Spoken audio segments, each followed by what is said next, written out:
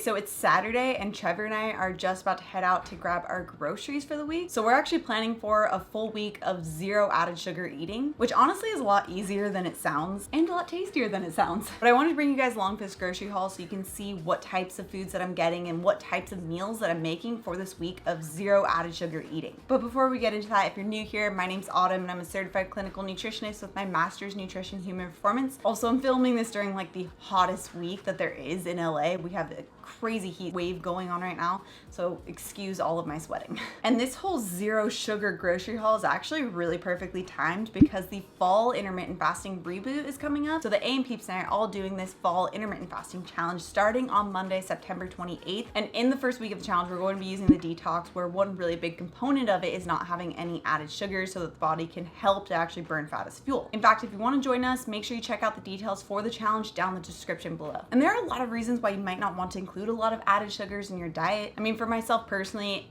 a lot of it has to do with energy levels, anxiety, and especially skin breakouts. So I've personally noticed that when I'm eating more added sugars, I tend to get more breakouts. And when I'm not eating added sugars, I have like 0 breakouts, which is awesome. There has been some research on this, on ties between increased insulin levels, which can be caused from those increased sugar intake, and increased breakouts. So by removing that can really help with skin breakouts as well. And if you're not new here, you guys know my history of anxiety, and I just try and do everything possible to not get anxiety. And part of that is having really stable blood glucose levels, because having dips in blood glucose, or that state of hypoglycemia or low blood sugar, that can actually mimic feelings of anxiety. So that's another thing that I want to really focus on for myself personally, is stabilizing blood glucose levels. And of course, we know that those added sugars are going to spike the fat storing hormone insulin. So if you have a weight loss goal, it's also a good idea to reduce the added sugar intake. And for this grocery haul, I'm going to be completely eliminating all added sugars, but there's also some sneaky high sugar types of natural foods that I'll be minimizing as well, and instead replacing them with really satiating protein, fats, and fibers that are going to stabilize blood glucose level and help the body tap into fat burning mechanisms. So just give you guys an idea of what I'm making. This is what's on my menu for the week. So on Monday, I'm making a garlic lemon and sweet potato and Brussels bake. So if you've been following me on Instagram, you know that I'm really trying to learn to like salmon. So this is another recipe I'm trying out. On Tuesday, I'm making a Moroccan detox bake with chicken. That's actually a recipe featured from the 7-day IF detox. I really like it because there's a ton of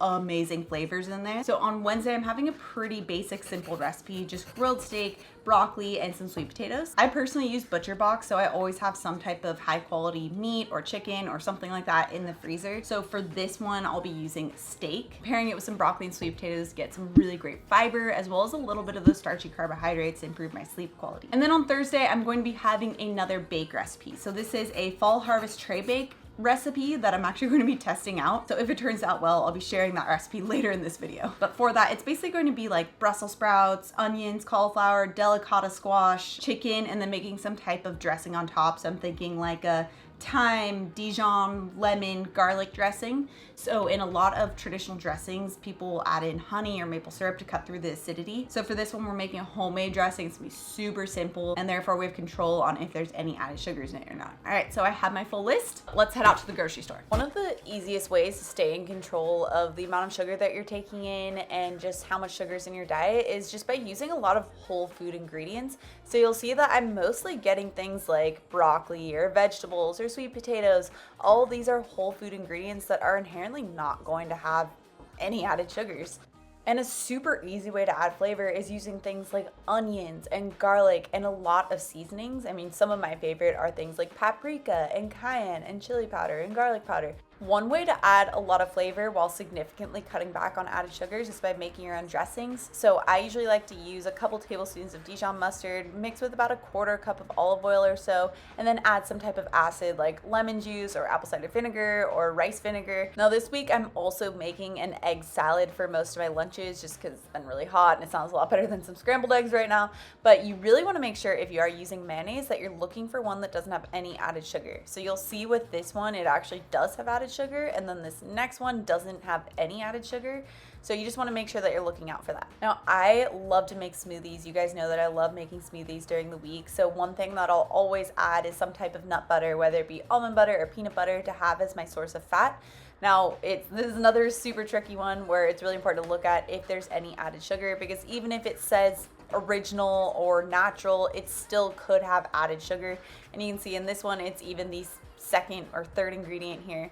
So you really want to make sure that you're taking a look at your peanut butter, or if you're able to get it freshly ground, that's even better. And speaking of additional ingredients that are very tricky, here is Greek yogurt. So Greek yogurt is something I like to use as the protein base for my smoothies or sometimes my chia brekkie bowl, but it is typically going to have some type of sweetener. So you want to make sure that you're looking to see if it has any in the ingredients list. It really should just say cultured, should show the culture and then just show whole milk, because even vanilla, which seems like it shouldn't have very much added sweetener in there, does have a pretty significant amount of sweetener. So always make sure that you are going for the unsweetened Greek yogurt if you're going to be using that as one of your protein sources. And then of course, nut milk. So if you are going to be making smoothies, which is something I really like to do as a fast, easy option for my first meal, you really need to be making sure that you look at the nut milk and how much added sugar is in that.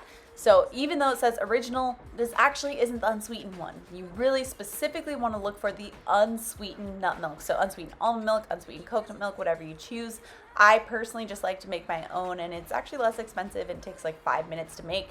I'll have that linked above as well, so you can check out how to make your own coconut milk. But otherwise, if you are going to buy it, just make sure that you are directly going for the unsweetened almond milk or unsweetened coconut milk. So I personally am obsessed with using sparkling water as a really great drink to have at the end of the night, or as a swap for any other type of sweetened drink that you might have. Using it plain or adding in some lime is a really great way to have some type of drink at the end of the day that is replacing a really sugar dense option that you might have had before. Alright, so I just got back from the grocery store and they actually didn't have everything I needed, so I'm gonna have to go back probably tomorrow. I wanted to use some delicata squash in one of the tray bake recipes I'm making, but as you guys noticed, it was mostly a lot of vegetables or a lot of produce because I do use the butcher box, so it makes it so I don't really have to buy anything for my proteins. For my lunches for this week, I'm actually going to be making some egg salad. I've shared the recipe before with you guys. I believe it was in my birthday video, but we're making some egg salad, and for this one, especially if you're doing a zero added sugar type of grocery haul, it's really important that you're looking at the mustards and the mayos that you're using. So I showed you guys in the video how it's really easy to come across mayonnaises that actually have a lot of added sugar, or at least some added sugar. So it's really important to make sure you look out for that. And same thing with the yogurt. So yogurts are really easy to load on the sugar. So that's definitely one you want to be taking a look at. And I do like to use the Greek yogurt for my protein source because it's going to be a lot more protein rich than just regular yogurt. I believe it's about 9 grams more of yogurt per serving for a Greek yogurt. So it's pretty significantly higher. So it's a good option if you're using yogurt as your protein source. Make sure that it's a Greek yogurt. And for my breakfast for this week, what I'm going to be having is probably some type of smoothie. But what I like about having yogurt is that I can kind of switch back and forth depending on how I'm feeling. So typically if I'm making a smoothie, I am going to use the Greek yogurt as the protein source, and I'll pair that with some low sugar fruit like blueberries or raspberries, maybe a half banana if I'm feeling like a cinnamony type of smoothie. But if I'm not feeling like a smoothie, I can also swap over to some type of like Greek yogurt bowl or chia brekkie bowl and use the Greek yogurt as a base for that instead. So that'll be my breakfast during this week of this low sugar or zero added sugar grocery haul. So if by the time this goes live, I ended up testing out the different tray bake recipe I mentioned at the beginning of this video, if that ended up turning out well, I'll put the recipe up right here so you guys can check it out.